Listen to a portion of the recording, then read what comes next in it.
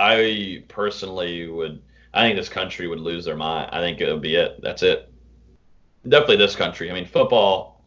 Like football saves America. Let's be honest. It saves our lives. It saves me from losing my mind when there's too much school, or when I was dating, I had football to go to watch. So I could ignore that person. Yeah, it's like organically. Yeah. You have 4 months of time to get away from things on the weekends type deal. And now every day you're just sitting there. Hey guys, it's Terrence Nan. You're listening to Hear the Spear presented by Noel Game Day. Go Noles. Hey, what's up? This is Peter Ward, a.k.a. E-Dub, in the house. So we're listening to Hear the Spear presented by Noel Game Day. Go live, go Noles. Hi, this is Charlie Ward, and you're listening to Hear the Spear. Go Noles. This is Terrell Buckley. You're listening to Hear the Spear presented by Noel Game Day. No Bloody. But perhaps better known as the greatest corner to ever step on a football field, Deion Primetime Sanders. Great Deion Sanders, my brother. What's going on, man? I could wake up to that greeting every day, man. That was awesome. Hello, Noles fans. This is former Seminole Derek Brooks, and you're listening to Hear the Spear, presented to you by Noel Game Day. James Wilder Jr. What's going on, James? Thanks for having me on. FSOD, Florida State or Die, and go Noles. William Bar None Floyd. Gentlemen, what's up? What is happening, guys? This is Logan from Hear the Spear, presented to you by Noel Game Day.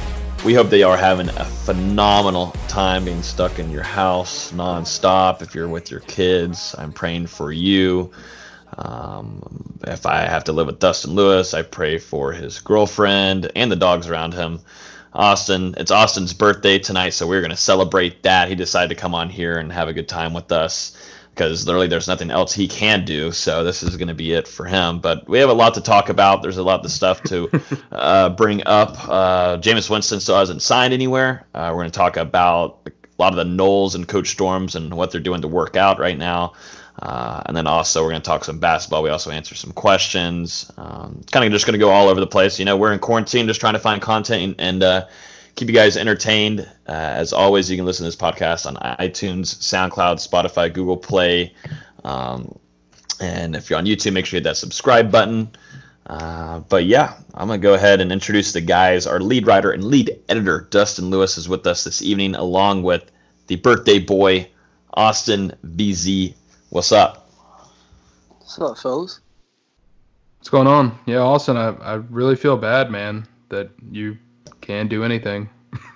I mean, I wouldn't it's have your done birthday anything anyways. Do you really feel bad, though, Dustin? Do you really, like, is it hurting you? It's a bad time to have a birthday. Right what now. was Austin going to do? What would you have done on your birthday if you weren't in a current worldwide pandemic? I would have just gone out to eat somewhere. That's really it. Cause I'm not one of those that celebrates my birthday that hard.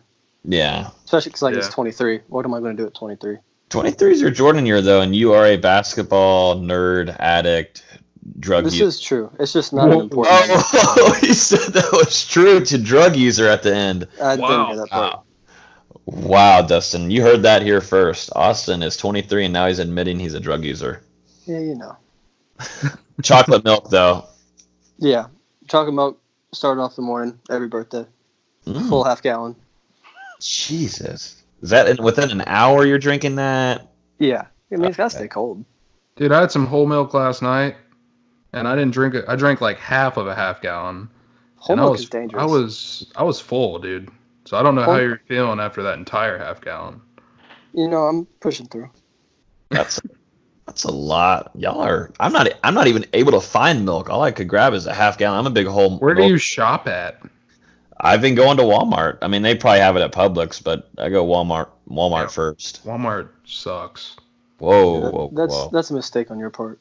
No, I go to Walmart for everything except meat, eggs, and like milk. I mean, I guess there's a couple other things you can't get. Eggs there? No. Oh my.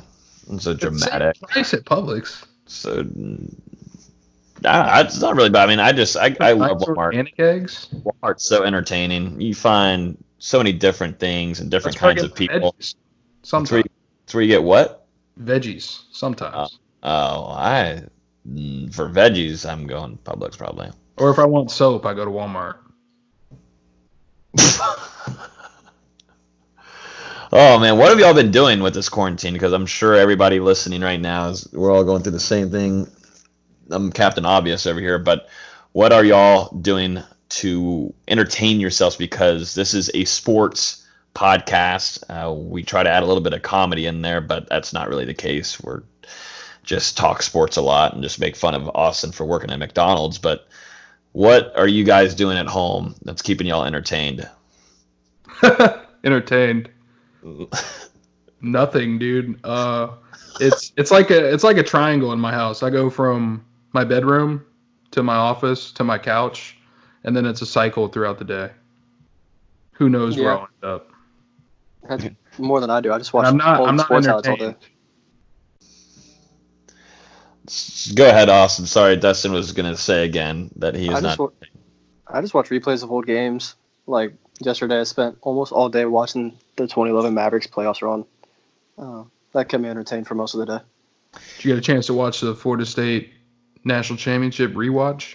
I did not. I was busy watching game 4 of Lakers Mavericks 2011. That's so what I was doing. Austin made sure to show that he is not going to join the trend of everybody watching it on Twitter, and he's going to do his own thing. Yep. And I respect that. I also did not watch it, but I had an excuse. I was with family enjoying the day out outside with my little brother, so wasn't watching. I mean, that would probably have been like the 13th time rewatching that. I rewatch it a lot, so it's like, I can watch it on YouTube. I don't need to watch it on TV. That was my thought. Yeah. We actually have been doing a lot of rewatching on our Twitch channel, twitch.com/Noel Game Day. And also Dustin has been streaming NCAA 14 with the updated current FSU rosters, which is pretty dope.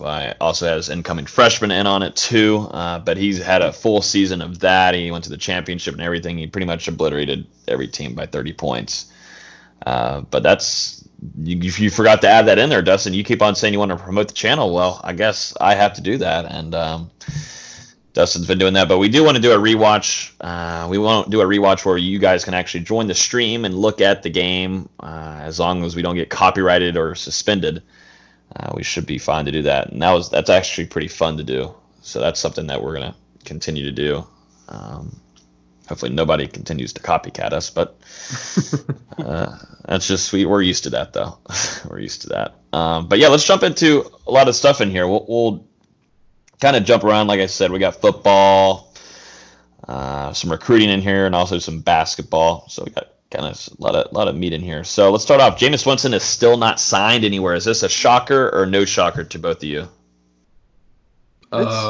It's a little bit of a shock, but as we discussed in the last podcast, there's not a lot of teams with salary cap left that need a quarterback. So I'm sort of surprised, but also not really. I mean, yeah, like Austin said, once everything kind of drained up and there aren't any certain starting spots available at the moment, I think Jameis is just kind of going to wait things out and find the best fit for him. Plus, you got Cam Newton on the market now, too. So it's not like it's just Jameis. It's a couple quarterbacks out there. I've been seeing a lot of tweets out there from just wide range from everyone across Twitter in the sports world, but they're like doing polls on who you'd rather have, Cam Newton or Jameis Winston, and for the most part, Jameis Winston is winning that in a landslide. And I think there's a lot of things we already talked about on the last podcast, I believe, but Jameis Winston is obviously gone through it there in Tampa.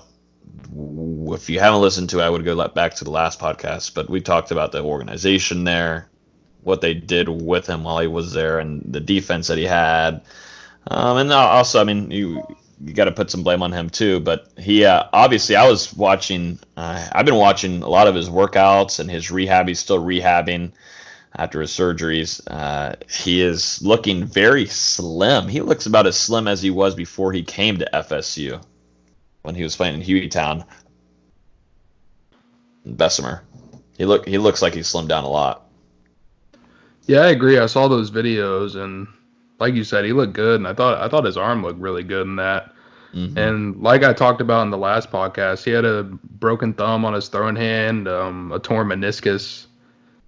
Obviously, the thumb is healed up, and I think he's back to full health from the meniscus as well. So now Jameis is looking good. And I feel like every offseason he kind of slims down, and then throughout the year he gains weight, which kind of helps him against the amount of hits he takes. So I don't know. I see the strategy. We will see whenever he gets signed. I keep on thinking, like, on Monday, I'm like, all right, well, this is going to be the week Jameis Winston signed. We can hop on here and talk about it and get articles ready, but still has not happened. I still think, I don't know if he's figuring out how much money he can get, obviously, or if he's trying to get a good opportunity with a team that has that caliber of an organization goes to the playoffs, and it's like reoccurring in that presence. Because I don't want to see him go to like a Jacksonville. I was going to say something really dramatic, but I would very much dislike that, and I think FSU fans should also very much dislike it. I mean, you're probably, if you're an FSU fan, already a Jacksonville Jaguars fan or a Tampa Bay Bucks fan, and you already know what your organization and that front office is, and both of them are not the best, just to say the least. So I want to see him go somewhere that goes to a team that he could sit behind maybe, and to a veteran quarterback that's getting close to retiring, where he can then come in and learn and learn from a quarterback that's done it right. A couple Knowles are moving along to different teams, and some are re-signing. One, I had to word that around a little bit. Yeah, read the sentences. One that's going to be re-signing, which actually, to me, I don't know about y'all, is a little surprising to me because he's had an on and off kind of career. I mean, he has good weeks, and then he has like bad and sometimes terrible weeks in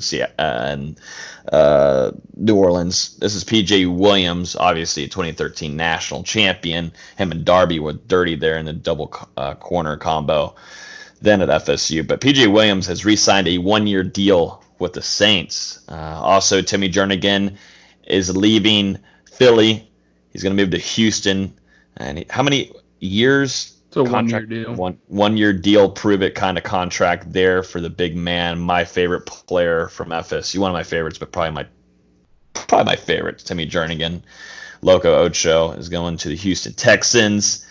And then Xavier Rhodes, the birthday boy's Knoll that was on his Vikings team, is headed to the Colts to go join Phillip Rivers to go get a ring. How about that? It's not going to happen. Xavier Rhodes is true. He's not as good as he used to be. He's definitely lost a step speed wise. He was always handsy in coverage, and he's even more handsy now. He had a rough year last year. I know he was named to the Pro Bowl, but I have no idea how, honestly. Yeah, he had a rough season. He's had some rough seasons. I mean, in 2017, he was the best corner in football, and it wasn't really close. And then he's just dropped off a cliff since then. Yeah, and it's just crazy. Even with the world kind of coming to a halt because of the coronavirus, NFL free agency keeps on churning. It's about the only entertainment we're getting, honestly. Literally. That's all of it. No, dude, have you seen twitch.tv/Noel Game Day? I have. You are correct. It's great. It is great, entertaining content. The streamer is just such a cool guy. Love seeing him out there play video games with that current FSU roster. If you haven't seen, I definitely would go suggest hitting that follow button when you go to twitch.com/. Real cool guy. Follow him at Dustin on Twitter. DUSSTTI. Whoa. Too much. Too much branding over here. Too much. You're trying to get your clout out. Remember, at No Game Day, we try to get as much clout as we can, but Dustin, you're overboarding it. Here's some good news on the Florida State front. Jashaun Corbin, obviously the transfer running back from Texas A&M under Jimbo Fisher. He's going to receive his waiver from the NCAA, and he's going to be granted immediate eligibility for this upcoming season, if there is a season. I shouldn't have said that because someone's going to get mad at me, but I hope we have a season ahead. But Jashaun Corbin gets his waiver. What does this do to the running back position group? Because obviously your expected starter is one of the most experienced with Kalen LeBourne Anthony Grant's still there. Didn't see him on the field last season, but you got some guys coming in too that can compete. What about Deshaun Corbin? Is this and Dustin too? You can talk about the video that we saw that he's posted of him looking really smooth out there on the field. What does this do to the running back position group? I think it just means you have a ton of quality guys that you can put out on the field in different ways. Obviously, you have Corbin. There's Kalen LeBourne. We'll see how he comes back from that knee surgery and progresses moving forward. Like you said, Anthony Grant, we'll see if he can stay on the field. With Damian Webb, the JUCO transfer, I think he's going to be right in the mix for a lot of snaps. A really experienced and talented guy coming in who can also catch the ball out of the backfield. So I'm excited to see him go to work. A guy that we've had a lot of fun with on the Twitch streams at NCAA 14 is Corey Wren, who will be at FSU in the summer. So he can do a multitude of things. He'll be switching between running back and receiver like Webb. He can catch the ball in the backfield, return kicks, return punts. He's a really exciting guy. Ja'Kai Douglas, who early enrollee, spent time at running back. He's another guy that's going to be kind of like a flex between running back and wide receiver. And then finally, you have Lawrence Toafili, a four-star running back signee, who's also in the class. So, I mean, really, the running back position, so much talent there. A lot of young guys as well who are just going to continue to grow throughout their careers at Florida State. And I'm excited to see it. And like you said about the video with Corbin, Corbin posted a video of him working out on Twitter earlier this week, and he looked fully healthy coming back from a torn hamstring that he suffered at Texas A&M early in the 2019 season.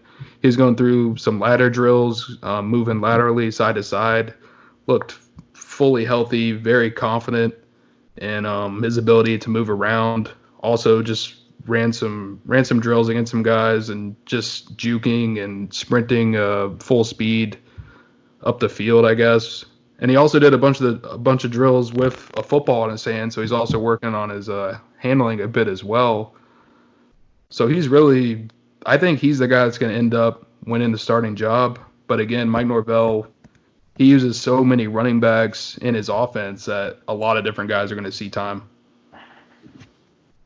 And Corbin, a lot of people were saying that at viewed practices, the few that we were able to see, they said, Corbin's looked like the top dog in that running back department over Kane LeBourne. So it's most certainly going to create a good competition. And, the big thing was just waiting and seeing if he would receive that waiver. And it's all gas, no breaks now for the transfer running back. So I'm excited to see. I'm really excited. This is the number 2 position group battle-wise. It might be number 1. I know quarterback's always up there, but no seniors in this group. You've got LeBourne, redshirt junior. Corbin's just a redshirt sophomore.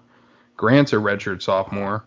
I think Webb is going to be a redshirt sophomore as well. And then the rest of the guys, Ja'Kai Douglas, Wren, and Toafili are all freshmen. So a really young group that has the potential to grow into something great as long as the offensive line in front of them can be competent. Yeah. I heard that there at the end. Moving on here, this is something that we just saw earlier. I posted a video, and this is actually, speaking of Corbin, this is from his Instagram page. It looks like Florida State is sending, their nutrition staff is sending care packages pretty much. I don't know what's in them, but I would expect a lot of protein, maybe some recipes in there, some lists of things to go get, and then also I would think, I don't know, maybe some muscle milks, I don't know, but Florida State's sending some nutrition packages to all of the players, expected to all the players, which is pretty interesting. I don't know of any other university doing it. Just so happens Deshaun posted it today. This is Friday, we're recording this. He posted it on his Instagram, and it had FSU nutrition, I think, on the side of the box. So I think it's a pretty cool idea, most certainly, to keep these guys. I was talking about it with my dad yesterday before we eating dinner, and I was talking to him about, I'm trying to keep my weight up because I lose weight really easily, but I'm trying to gain weight right now. But I'm having to eat a lot. But I'm just thinking about guys that are playing Slight football. flex. Whoa, what am I flexing on? That's hard for you to gain weight. I have a high metabolism. That's Yeah, the look at thing. you. Anyways, now I have a question for you in a second regarding that. But metabolism. yeah.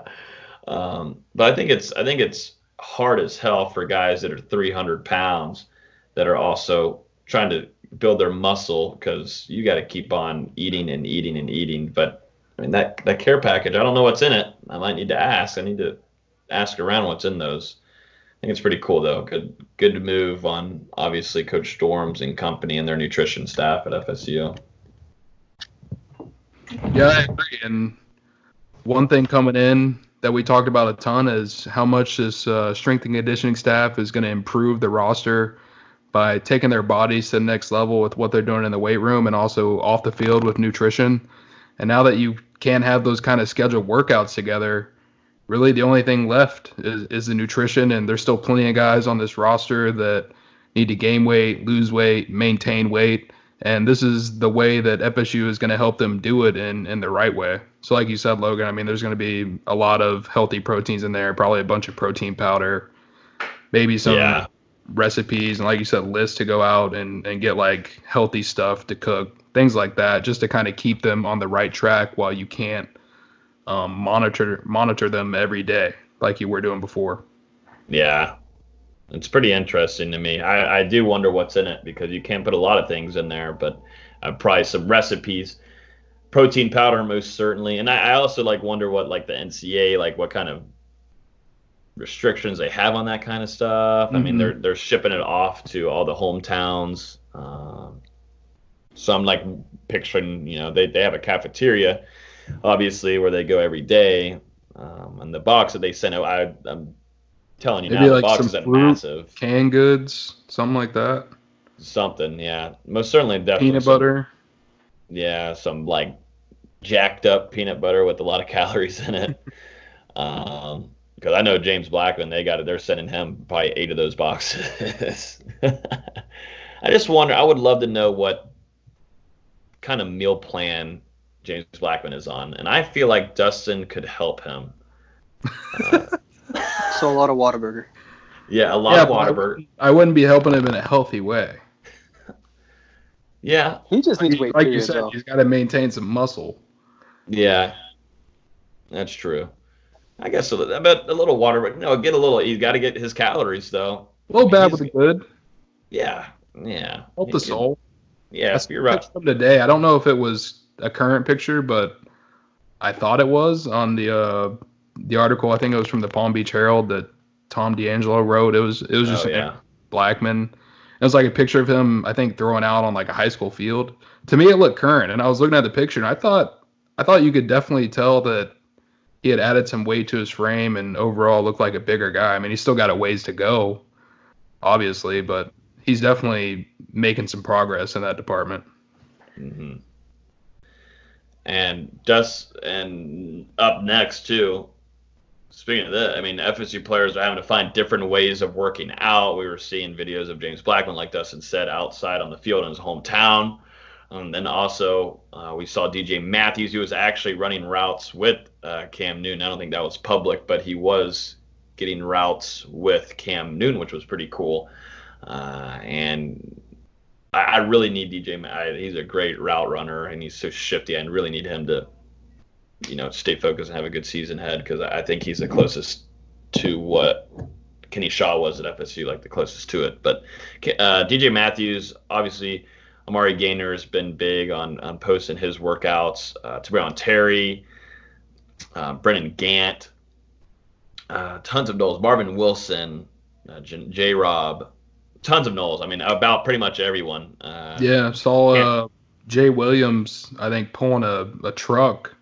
And then earlier this week we posted Josh Grivis, obviously, doing some lifts in a garage, I want to say. And then it was either earlier this week or last week. I saw a walk-on linebacker, Amari Kerr, doing some dumbbell workouts. That's a big boy. Yeah. The cool thing to me is, like, these guys are posting the workouts, and then all the coaches and the strength guys, they're all chiming in to keep them motivated and keep them working at it and just saying, like, good work, things like that, reposting the videos. So I think it's exciting to just kind of see this whole program starting to come together under Norvell. It's getting that – it's been there for a little bit, but it's really starting to get that family feel. And you can tell kind of how much all these guys care about each other. Even though they're apart right now, they're still doing their best to stay connected in different ways. Yeah, it's kicking too, and I think it's really cool also to see the coach's perspective of them working out. Coach Storms is posting every day, saying find that 1% and go out there and grind and find different ways to, some of these boys need some big weight. They got to find some weight to put on them or whatever to make sure it's a workout, and they're getting really creative and finding cinder blocks.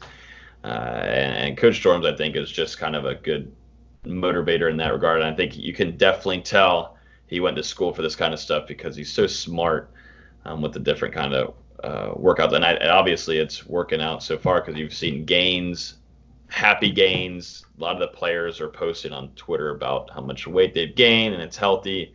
So I think it's a good sign, like Dustin said, of what's going on and building that family, because that takes a while. It's going to take even more time, but it's a great start to see them trusting and Coach Norvell's staff. And I will be honest, I mean, a lot of the players too. I mean, James Blackman said in the article, like you said, Dustin, from the Palm Beach.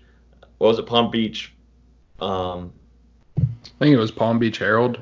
Herald, yeah. He was talking about that this coaching staff, just practically saying, that this coaching staff just really gets you going. I mean, it's an encouraging coaching staff, and you feel like you're getting coached harder, pretty much is summed up of what he said. So they're believing early on in what Coach Norvell, and right now your other head coach, pretty much Coach Storms during the offseason, is doing for them. They believe. So it's a good sign. And I was going to ask you, Dustin, speaking of working out, what are your workouts right now? Like, how are you keeping in shape while you're not able to go to the gym? I walk from the couch in my bed, from the bed to my office, and from my office to the couch.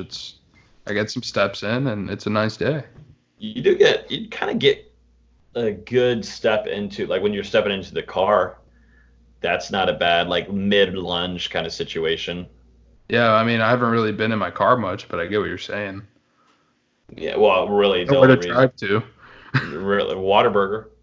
Yeah, I mean, I've been there one time. Broke curfew. I don't. Lawbreaker, baby. Oh, good to know. Dustin Lewis is breaking laws. Let's see. Arkansas State defensive end William Bradley King is in the transfer portal to grad transfer. He had 8.5 sacks, and in 2019, and FSU is expected to kick the tires.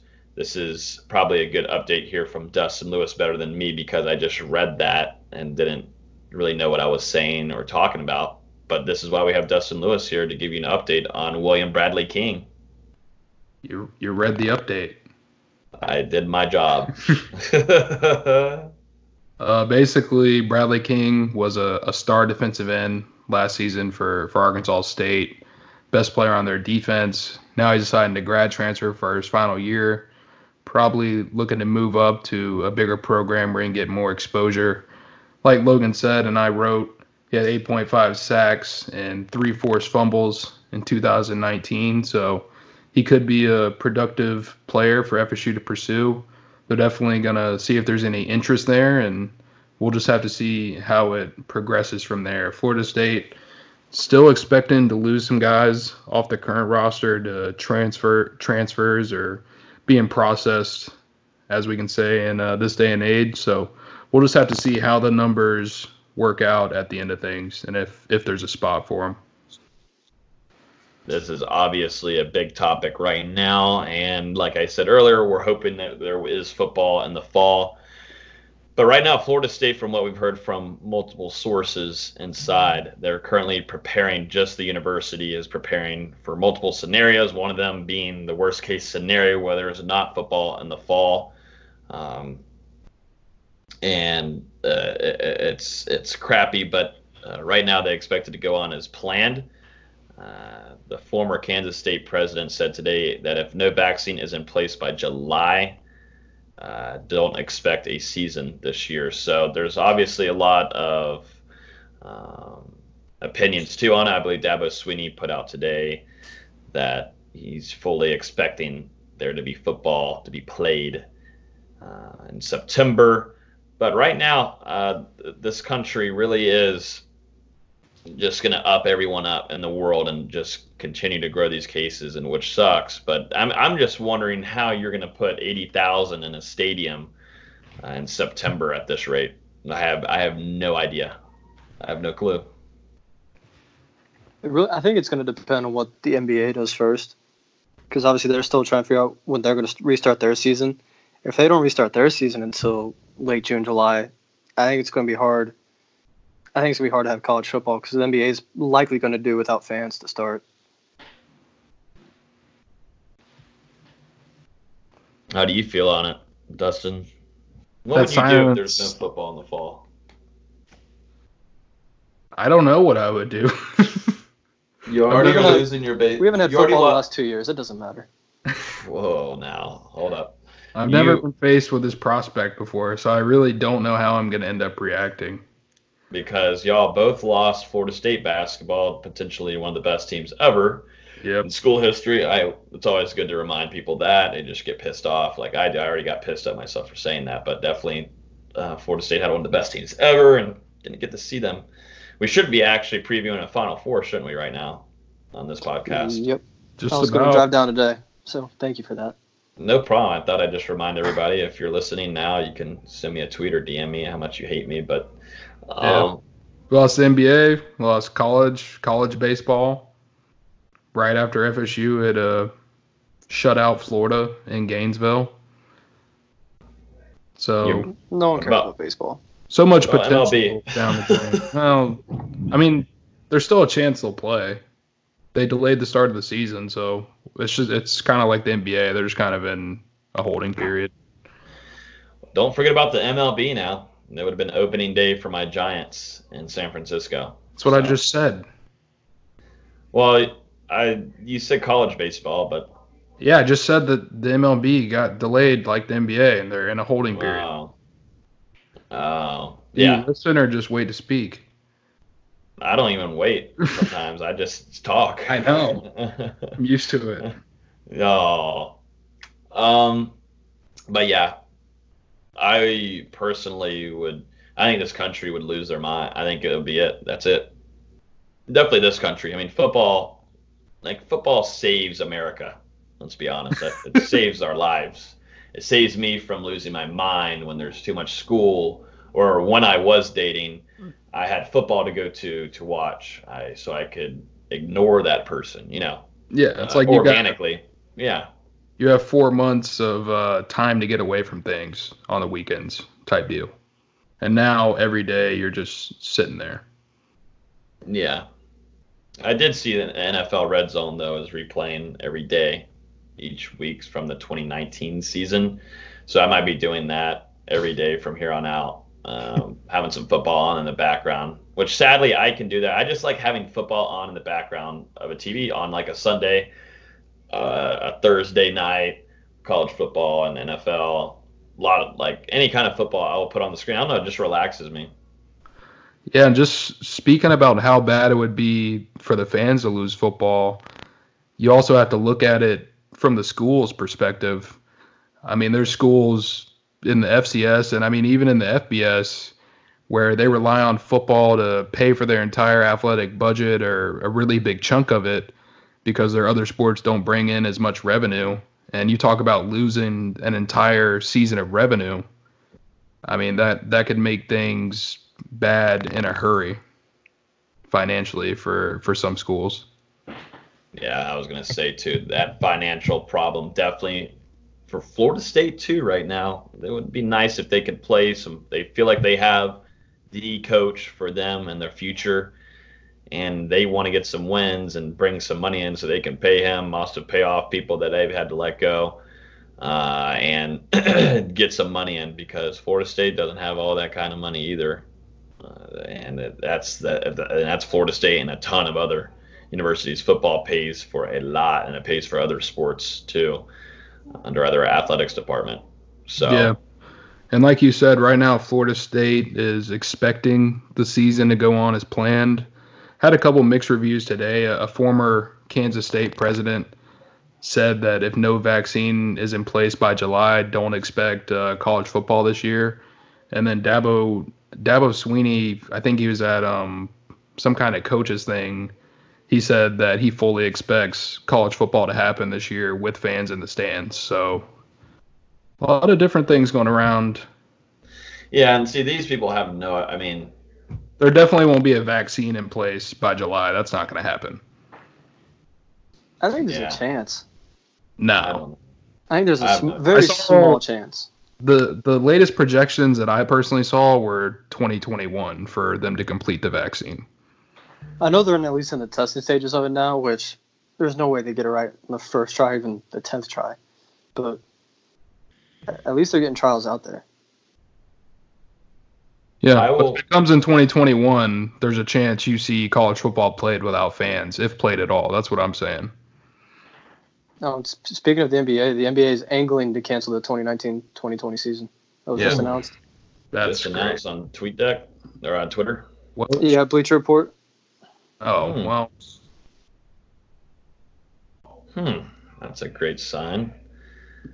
Has Woj Sham said it? That was Brian Windhorst. I don't know if I believe that guy. But yeah, if I'm sitting in September, definitely like October, and I don't have any football on my screen, and I'm taking classes, I'm going to be close to harming myself.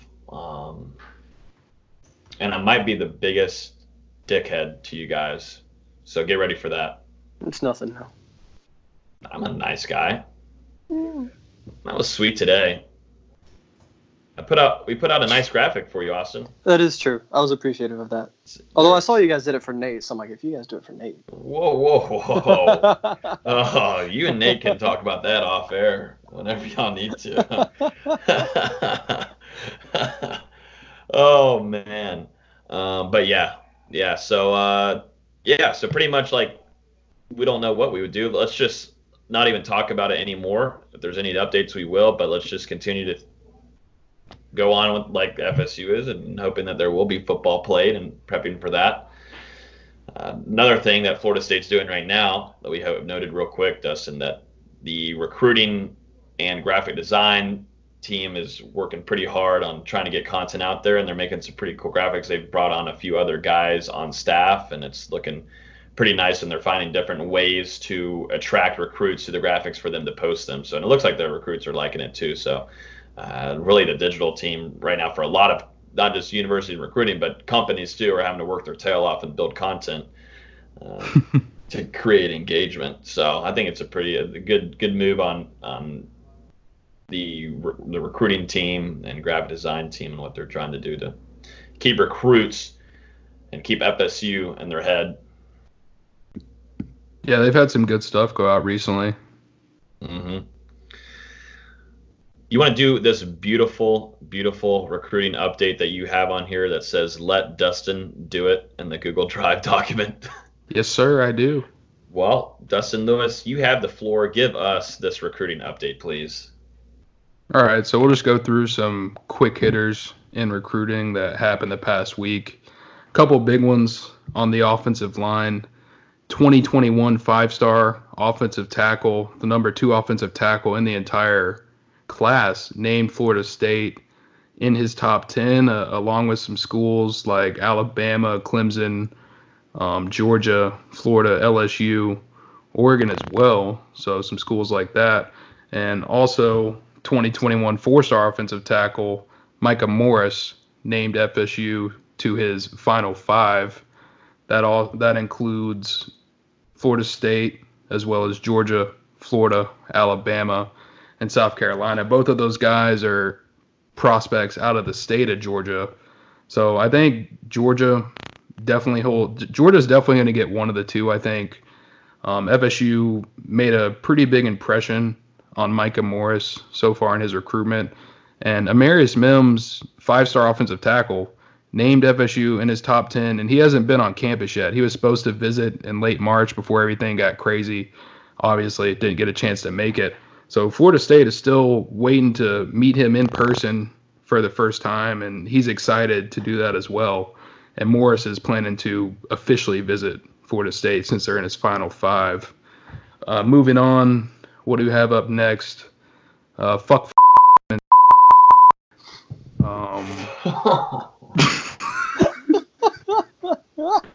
That's why I want to do the recruit. I'm so glad someone read that. I put that in. I'm like, please tell me someone reads this.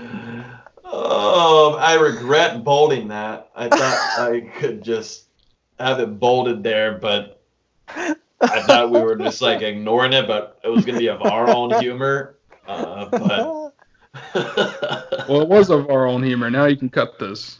All right.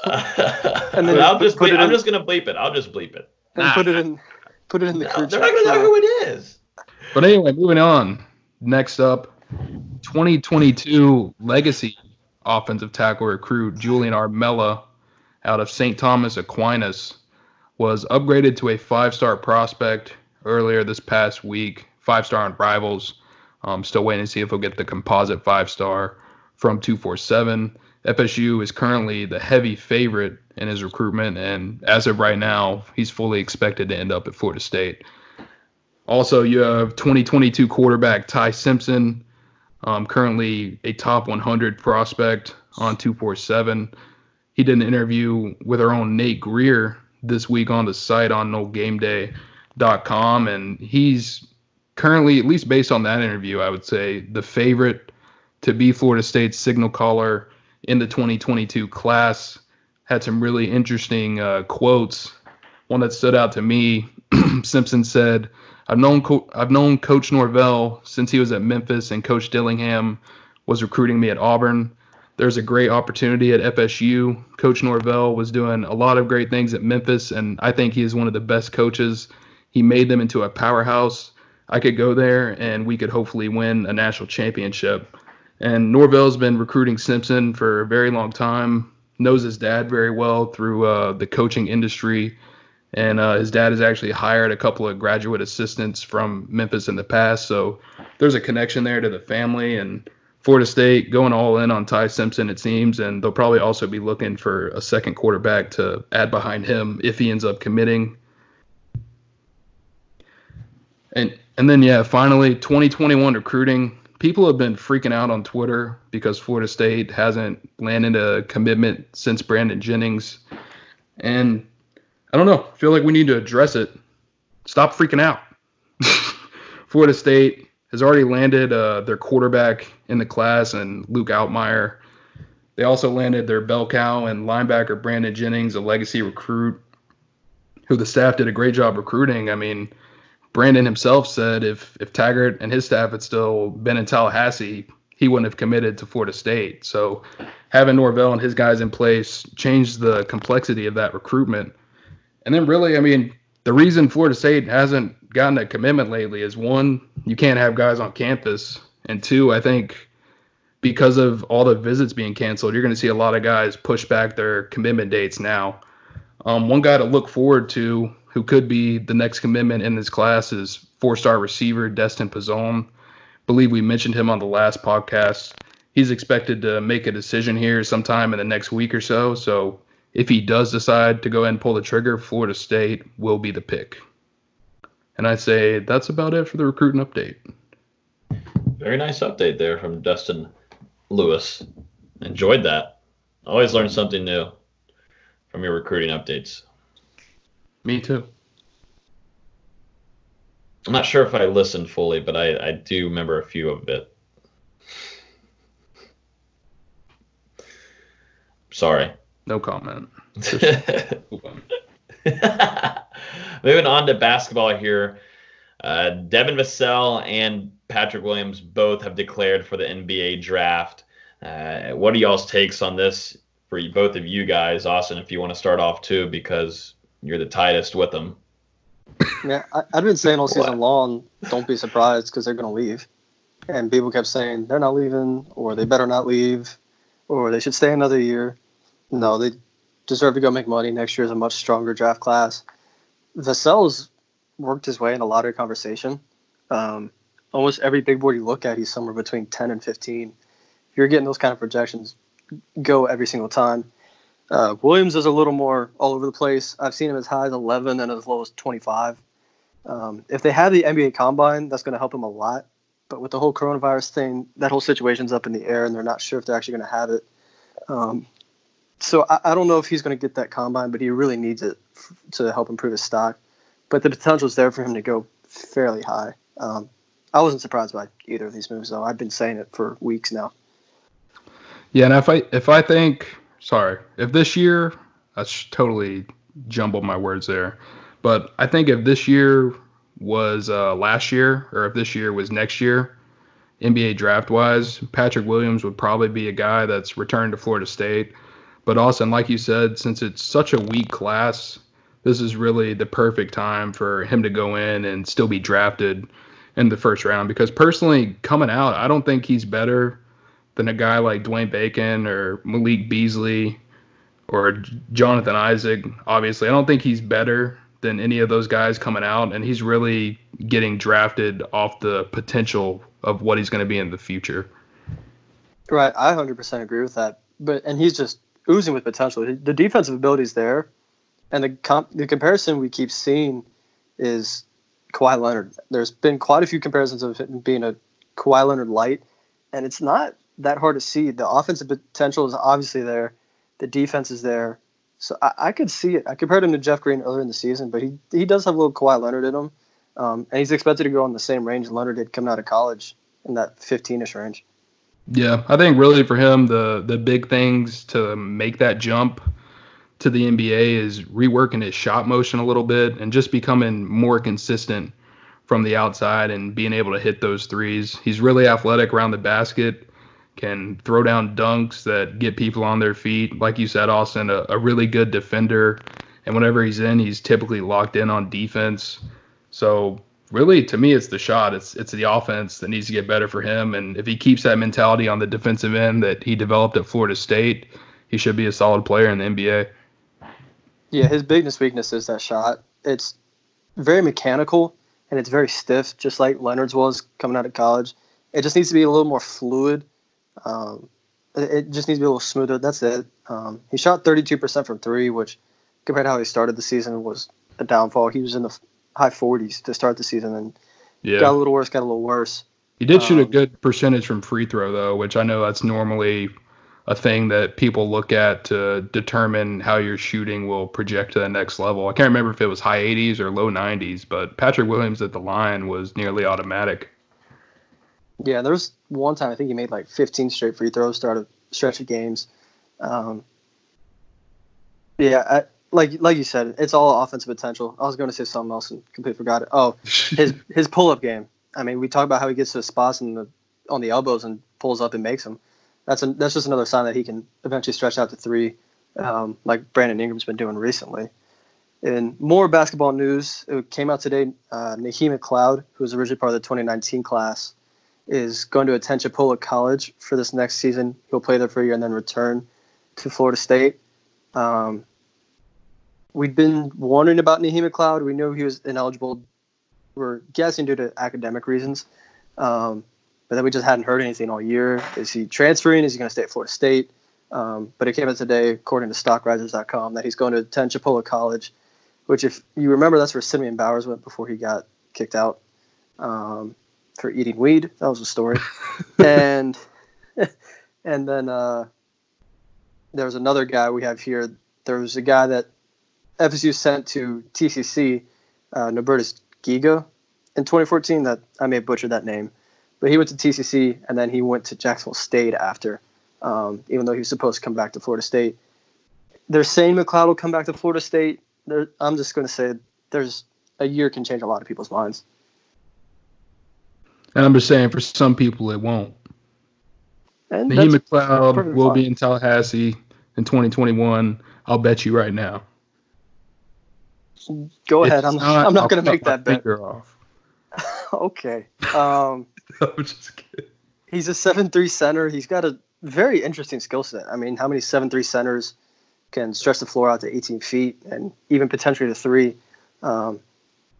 He's basically had a redshirt year in a JUCO college this upcoming season, while he's still probably having contact with the Florida State coaches, so he knows what to work on. I don't know what he's done this past season because he wasn't allowed to be around the team. He wasn't allowed to work out with the team.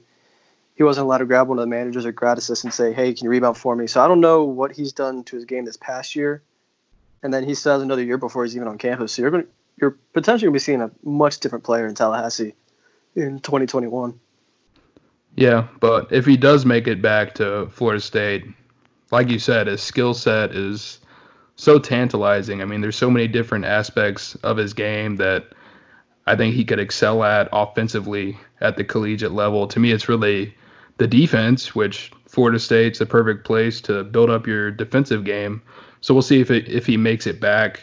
Right now, he would be a member of the 2021 class along with Bryce McGowan's. Yeah, and McGowan's has had, we noted a couple weeks ago, he's had some big games towards the end of his high school season. Yeah, I think he's going to be a riser. Yeah, I wouldn't be surprised if he's in the high 30s by the time his recruitment's all done. He's a very talented player. His brother just transferred from Pittsburgh. He should be announcing his decision here soon on where he's going. But yeah, that's going to be a good class, and we're going to have a lot more open spots for that season as well, and they're after some really big fish for that 2021 class. But for next season, they're sitting with 3 open spots right now. Currently on the roster, you've got MJ Walker, Turk, Malik Osborne, Raekwon Evans, Balsa Koprivica, Anthony Polite, Wyatt Wilkes, Nathaniel Jack, and then the 2 signees, Scotty Barnes and Sartor Calhoun. Both of those guys I'm super excited for. I think they're going to be immediate impacts and probably immediate starters, depending on who they land these next couple of weeks. They've been in the name with a couple grad transfers, but both of those guys have already decided they're not going to go to Florida State. They haven't announced where they're going. That was Jordan Bruner and Trey Wirtz. Those are 2 guys that Florida State had contacted, but they're going elsewhere.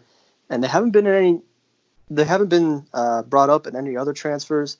I'm still guessing they're going to land a grad transfer big from somewhere, just to fill that void. Because right now you're sitting at only 2 bigs, unless they're planning on rolling Turk at the 5, which it could work. But I still think they're trying to look for someone to fill that 5 until Naheem McLeod does get on campus. But there's just not many names right there that can fill that role. Some potential high school seniors you may see. Tony Sanders, the 6'7" forward from Miami. Very athletic, very long. He's an okay shooter. I'd imagine he would come in a red shirt for a year if he did come. Josh Gray, a 6'11" big from New York. He hasn't heard from Florida State lately, but maybe with the Naheem McLeod news, they rekindled that fire a little bit. And then Jermonte Hill, stop me if you heard this one before, a 6'6" forward from Atlanta who was close with Devin Vassell. I think he's a guy that ends up at Florida State. He's got a very similar skill set to Vassell. And like I said, I wouldn't be surprised if he ends up at Florida State. And there are a couple 2021 guys that are going to reclassify. It hasn't been announced yet, but it's very likely that Jonathan Kuminga, the number 1 overall player, and Musa Chise, who's top 10, I believe, are going to reclassify. And those are both guys that Florida State's after. So we'll see what happens there. Yeah, we'll just have to see. I just hope Florida State doesn't waste a roster spot on a guy who shouldn't be there. Yeah, I agree with that. Especially because Coach Hamilton will use all 13 guys if he can. If he has 13 quality players that will go out and give you good minutes, he'll use all 13. I have no doubt. Right now, you're sitting at about 8 to 9 guys that are quality rotation pieces, depending on what you think of Wyatt Wilkes. So more than quality. Okay. So they're still looking for 1 to 2 guys that can really fill out that rotation. And I think one of them is just going to have to be a graduate transfer that can give them minutes. Because otherwise, I don't see them relying on a young, undeveloped freshman to fill that role.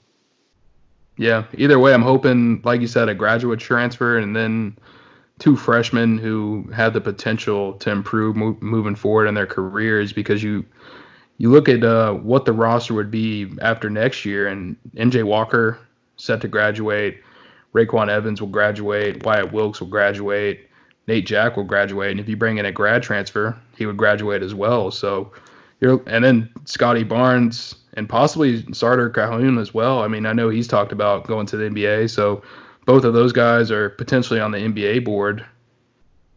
So really, you could have, again, 5 to 7 spots open next season. So Florida State, they've got some recruiting to do. Looking forward to watching Leonard Hamilton and his staff get back to work on the recruiting trail.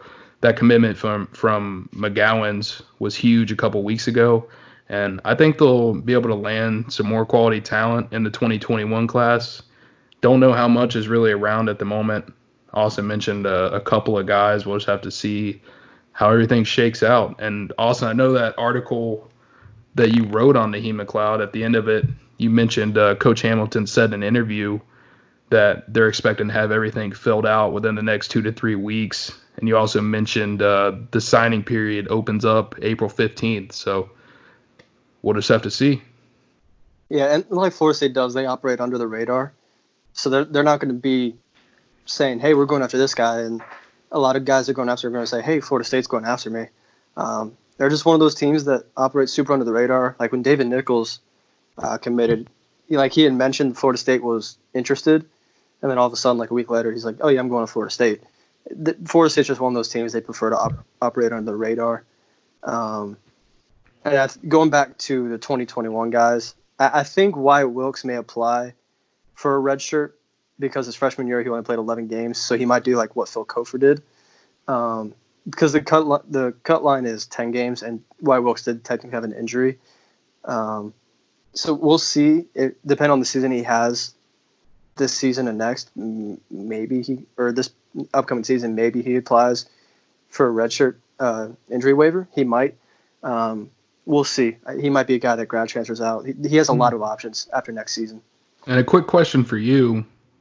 You bringing up David Nichols just kind of brought it to my mind, but does Florida State potentially look for a grad transfer guard again? Because right now you only have 5-6 guards in your rotation if Scotty Barnes is going to play point guard. And Florida State, they like to have a lot of guards on the floor in and out with the type of substitutions they run. So should another guy be added to that group? I mean, any quality grad transfer guards out there? There's quite a few. A lot of them have already started cutting down their list. And the issue with Florida, or not the issue, what Florida State is looking for is longer guards that can guard 1 through 4 and switch on to 5, because they've been able to do that with Trent Forrest the past few years. Is switch 1 through 5 and he can guard your center. And they're going to have that with Scotty Barnes this season. So you can't go out and get 5'11" Bryce Aiken from Harvard because he's smaller and is not going to be able to do that, and he's not as feisty as David Nichols. David Nichols was a bulldog. He may have been 6 foot, but he played like he was 6'9". He really did. There's a reason his tagline for his clothing line is Big Guard University. He played like a big guard. And so trying to find a guy like that is tough. I think getting a grad transfer big is more important than getting a grad transfer guard, just because Florida State doesn't really play with the true point guard anymore. Raekwon Evans, yeah, he's a true point guard. Scotty Barnes is nowhere near a true point guard. Trent Forrest was a combo guard in high school, and even in college, he was more of a combo guard than point guard. But I think getting a grad transfer big is more important. And yeah, moving on to our questions. We've only got one tonight from at Mitch_Cobb on Twitter. Austin, I think you should probably answer this first. How do you think we prep Scotty Barnes to play point guard in the NBA? I mean, Florida State obviously has their fair share of ball handling drills. Everyone goes through them. They start practice with them. Summer workouts are almost always just ball handling and shooting. But he's going to have guys to learn from. Terrence Mann played point in the summer league, so he can reach out to him. Trent Forrest is I think, the best point guard in school history. So he's got a lot to learn from there. CY is a great guard developer. Coach Jones is a great mind in basketball. and obviously Coach Hamilton's been around in the NBA. He's seen these guys. So it's not as much as how are we prepping Scotty Barnes. It's more of kind of building up the whole team around him and just letting Scotty Barnes be Scotty Barnes because he's talented enough to just do it.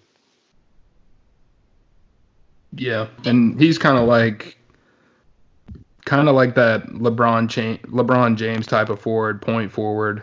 He'll be able to take the ball up the floor. Like you said, at Florida State, he's going to spend some time at point guard. I'm sure he'll spend some time at forward as well. And that's going to be huge for him at the next level, developing that ball handling skill in college. So really excited to see that. Also, I just got a content idea from what you're talking about, Trent Forrest, best point guard in school history.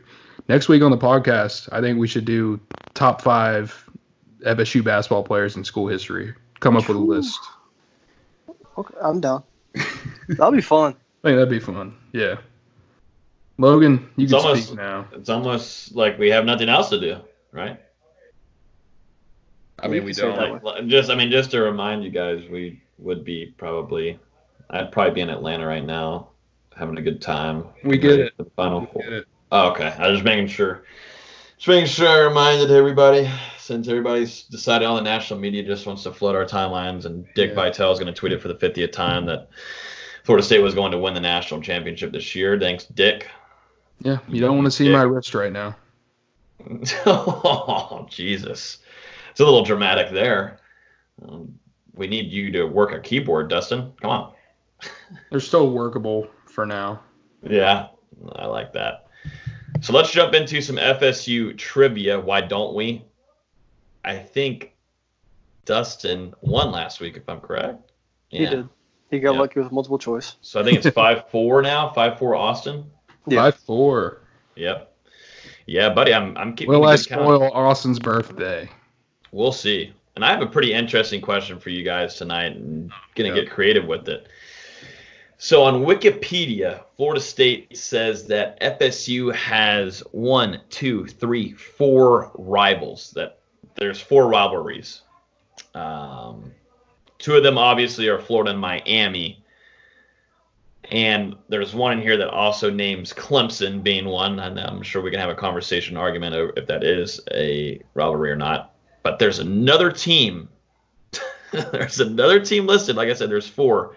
But I'm gonna give you guys 3 teams. No choices. Okay. Well, then you I will say that it is in conference. How about that? It is in conference. I've already named Florida, Miami, and Clemson. Oh, all right. I got it. I know what it is. Go ahead. Huh? Virginia. Yeah, it's Virginia because it's the battle of like the Jefferson Epps or something like that. I played it on NCAA 14. Yeah, that's exactly where I remember it from because you see it in all the NCAA games. How it's a battle for a trophy. I'm like, I've never seen that trophy in my life. That's hilarious. That's awesome. That's perfect. So yeah, Twitch.tv/No Game Day. Yep. No, yeah, there you go. Dropping dollars. Too much. You're too much promos here, Dustin. Today. Earlier, I'm doing a good job. So which is it? I don't know. I don't really know. All right, here we go. 1950.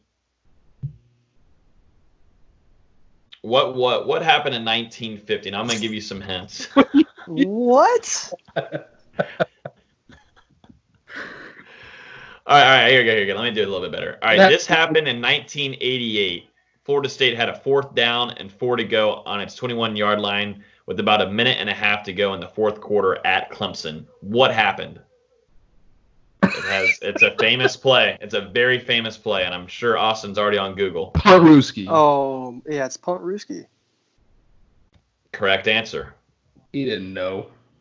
Oh, my God. Austin, hands up. That's right, because last week I had Austin on video, and he lost.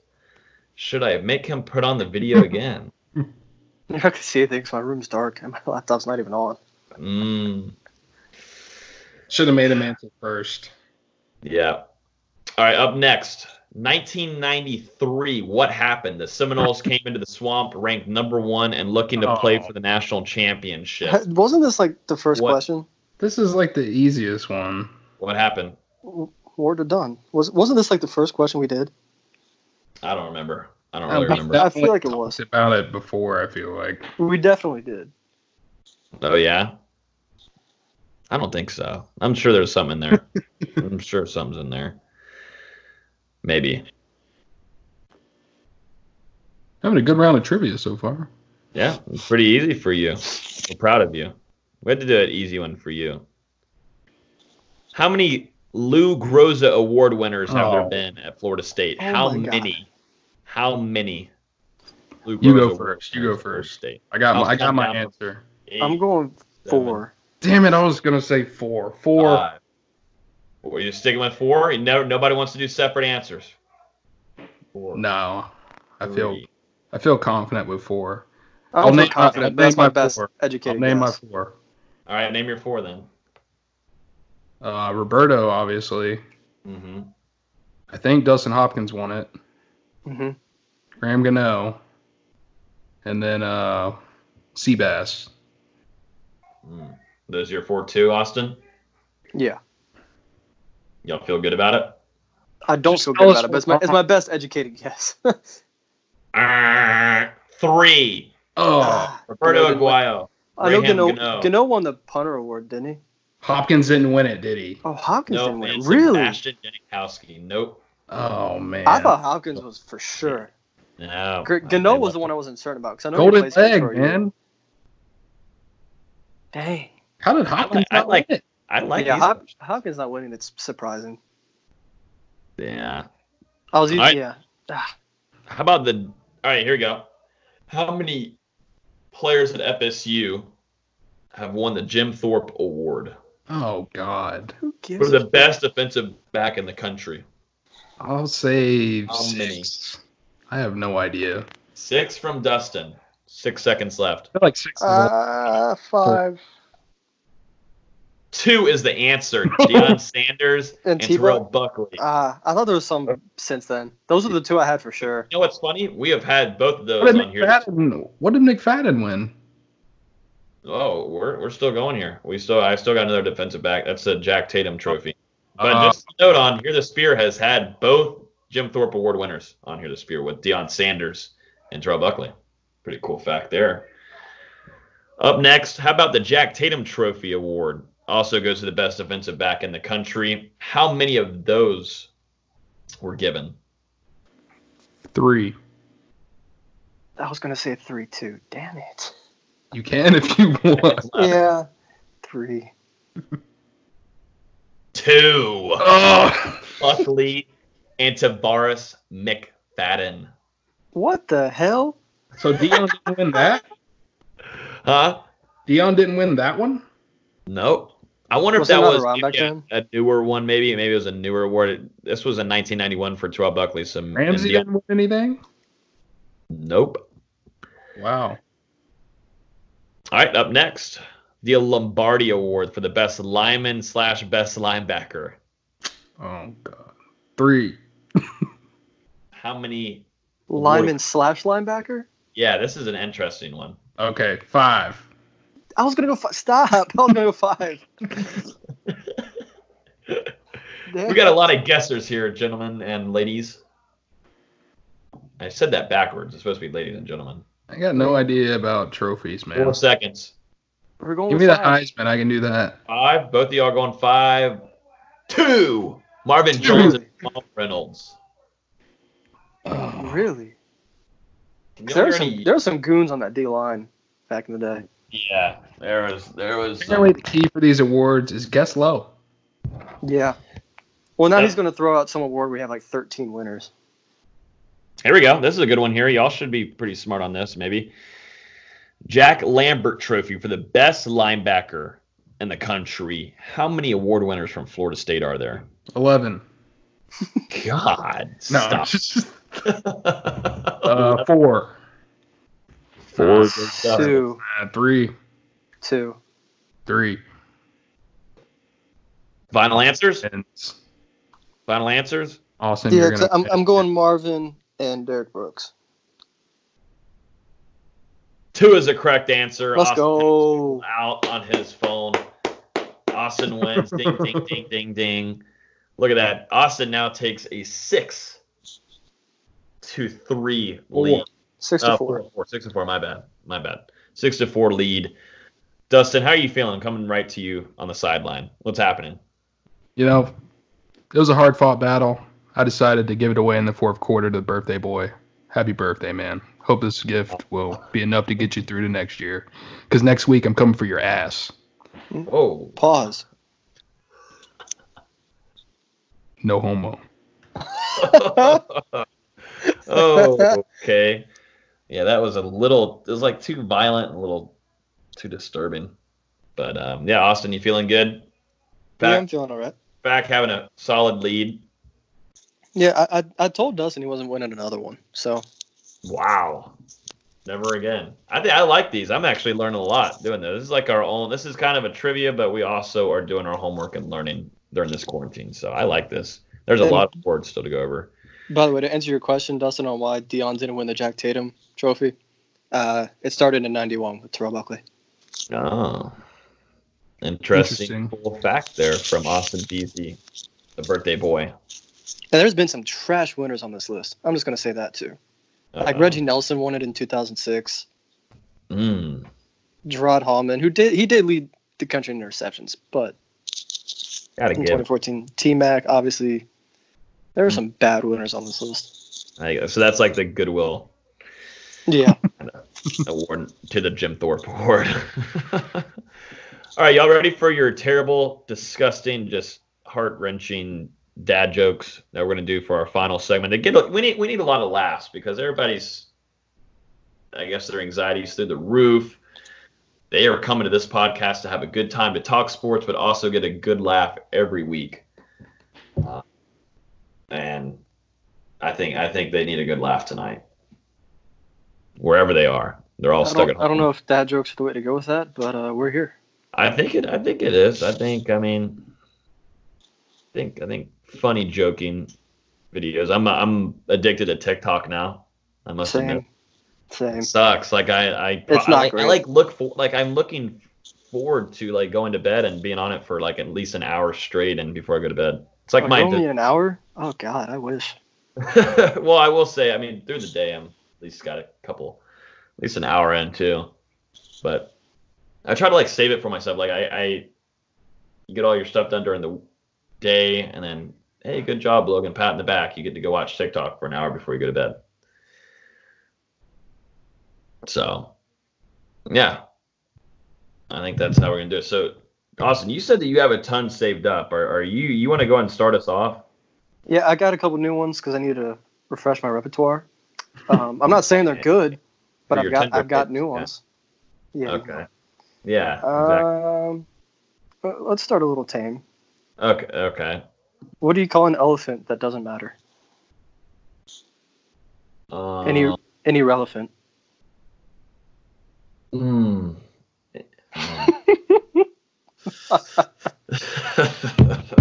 That laugh, though. I wish people could see our faces to these. Which could be coming soon. We'll see.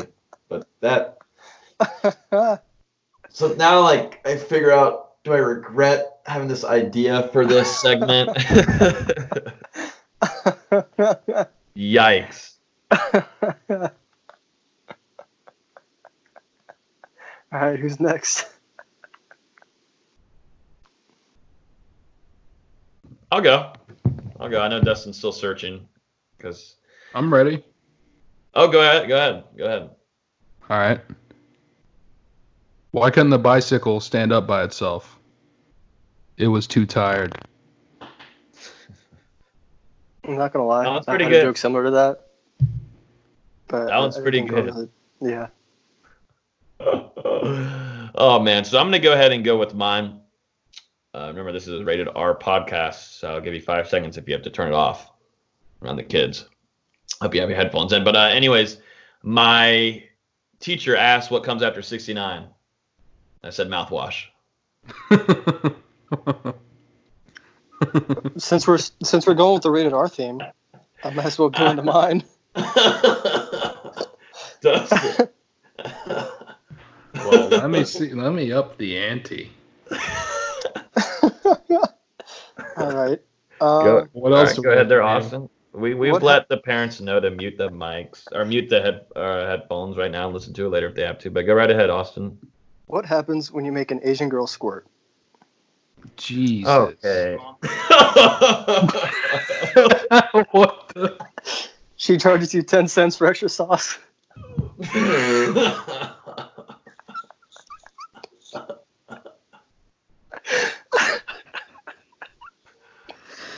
Oh. Dustin gets a lot of extra sauce on a lot of his food, so and definitely Chinese. Dustin had Chinese today. I think Dustin had Chinese yesterday or today. Did you get any extra sauce? All over. Oh, man.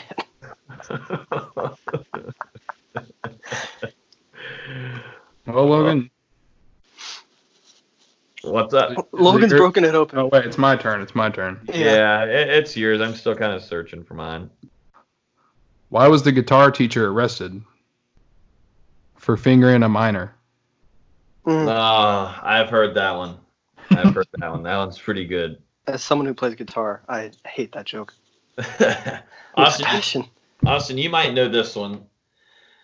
So don't give it away. Dustin, I don't think will know, but Austin probably know. But what did Cinderella say when she got to the ball? Oh, this one's good. Dustin, do you know? Put it in my mouth. No. I saw that on TikTok this morning. I was dying. I knew Austin would see it because they're getting all the daughters are getting their dads with it. What a perfect idea that is. I can never imagine doing that. Yeah, no way. It just depends on what kind of dad you have. But oh god, oh my. Well, unless y'all have any extra ones, I know I'm kind of out. I want to save it. What was the answer? That was the answer. What was? Oh. When Cinderella gets to the ball. Oh. Okay.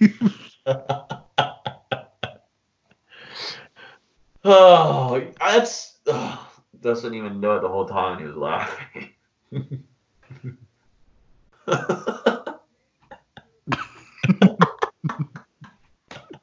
All right, Austin. I'm out on mine, but y'all go ahead. If y'all go ahead. I'm out on mine. I have another one, but I just don't know. I've got two more, but I'm gonna save them for the next one. I feel like people are gonna expose me one day, and then we'll never have a business. Yeah, you have one, Dustin? Any extras? Do you think you could end it off on, or do you think that was good enough? Yeah, we might as well stop while we're ahead. Yeah, I think we actually stepped it up a little bit this week. I thought these were good. We actually laughed for once. Yeah. But speaking of laughing, if you guys enjoy laughing, make sure to check us out on Twitch. Constantly enjoying the laughs. Twitch.tv/NogameDay. Great time for all. That is true. We might be introducing Hear the Spear to our Twitch channel. Dustin just started up the channel just a week and a half ago, and we've already reached Twitch affiliate. So a lot more cool things we can do with the channel. Like I said, we have been rewatching some FSU games. We're actually going to try to rewatch the FSU versus Virginia Tech game, which I know a lot of people are mad about, but I think it's also good to analyze and see what was going wrong. I think there's a lot of things that I would like to analyze from it. So if you guys would like to join us on that, I think we're going to try to maybe do that on Saturday. If not, we're going to do a lot more games as long as we're allowed to stream them from ACC Digital Network's YouTube. So yeah, we have a lot of plans for that, and even maybe bring Hear the Spear onto the Twitch channel while we're recording, which I think would be pretty cool to see our faces while we're talking to one another. Dustin will just have to get a webcam, which he still doesn't want to do. I have a webcam. Well, you said it didn't work. You said you didn't think it worked. Well, it's not gonna work in the current setup. Yeah, it's not gonna make you look prettier. Yeah, exactly. Yeah.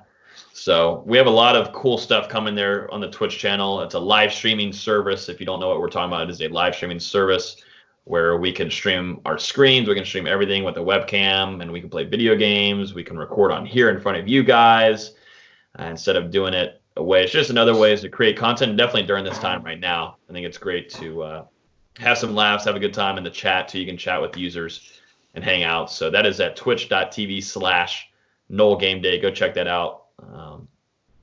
And yeah, come hang out with us.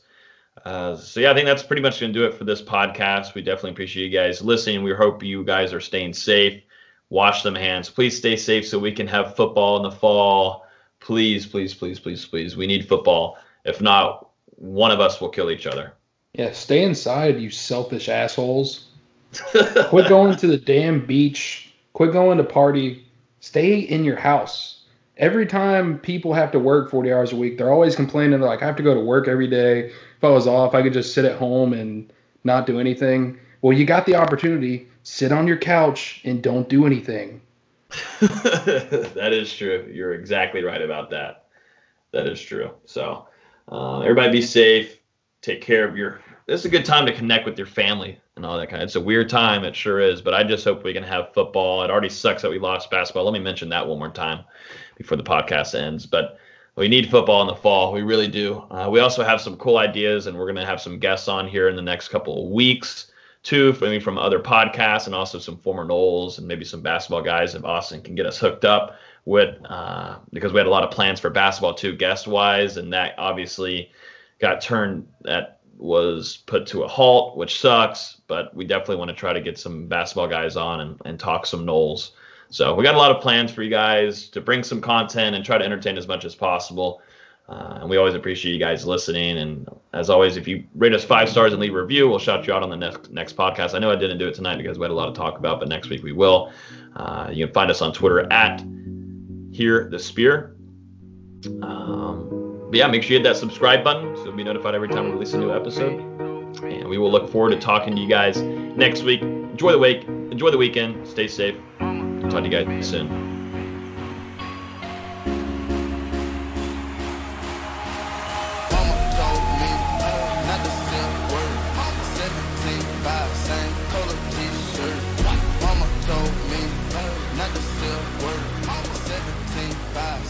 Color